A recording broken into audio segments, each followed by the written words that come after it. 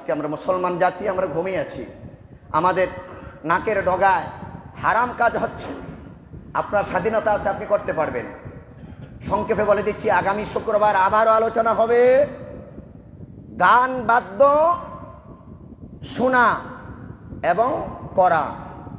স্পষ্টভাবে ফতোয়ে আজিজি, দুরুল মুখতার এবং ফতোয়ে শামী 70, 72 এবং 77 জন ফকিহবিদ তারা ঘোষণা দিয়েছেন যে গান শোনা এবং করা কি হারাম। বলেন, আপনারা সবাই বলেন। সব হবে, গান শোনা এবং বলা কি হারাম। এই হারামকে যারা হালাল বলবে এবং সাপোর্ট দিবে, তাদের পক্ষে তারা মিছিল করবে। এরাও মুরতাদ, এরা আল্লাহর দুশমন, নবীর দুশমন, মুসলমান ইমানদারের দুশমন।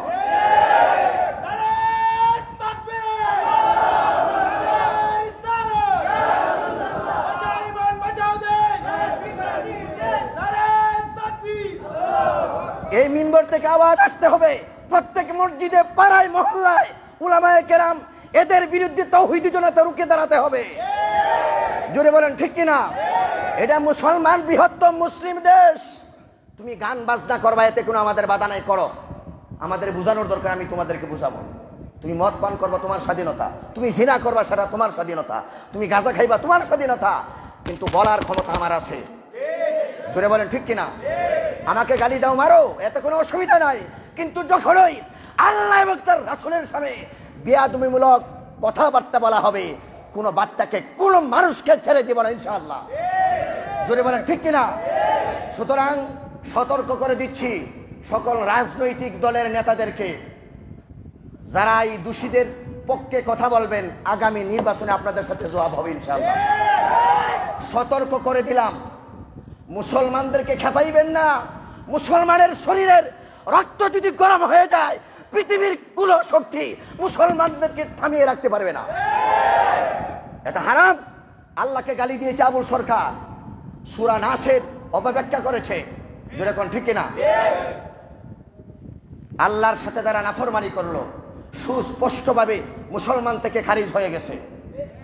তার উপরে তওবা লাজিম, তাকে হত্যা করা, কতল করা ওয়াজিব। জোরে বলেন, জোরে বলেন। ভয় পাইতেছেন আপনারা? এদেরকে হত্যা করা কি ওয়াজিব। কিন্তু খেলাফত তো আমার দেশে নাই, আমরা কিছু করতে পারবো না। কিন্তু আমরা তাদের বিরুদ্ধে মামলা মোকদ্দমা করে যাব ইনশাআল্লাহ। যারা তাদের পক্ষে দাঁড়াইবে, এরাও নাস্তিক মুরতাদ, তোমাদেরকেও শায়েস্তা করবো ইনশাআল্লাহ। মুসলমান তোমাদেরকে ছেড়ে দিবে না। জোরে বলেন ঠিক কিনা? সবাই রাজি আছেন ইনশাআল্লাহ? সুতরাং আবুল সরকার যেই আল্লাহকে গালি দিয়েছে প্রকাশ্যে, জাতির কাছে, মুসলমানের কাছে যদি ক্ষমা না চায়, আমরা ঘরে ফিরবো না। আমরা তার ফাঁসি চাই। জোরে বলেন ঠিক কিনা? যারা তাদের পক্ষে কথা বলবে, আমি ফতোয়া দিচ্ছি, এরা মুরতাদ হয়ে গেছে। কারণ অন্যায়কে যারা ন্যায় বলবে, তাদের ঈমান চলে যায়। অন্যায়কে যারা হালালকে যারা হারাম মনে করবে, তার ঈমান চলে যায়। সুতরাং পরিশেষে এই কথাটাই বলে দিচ্ছি যে এই জমিন মুসলমানের দেশ, ইসলামের দেশ।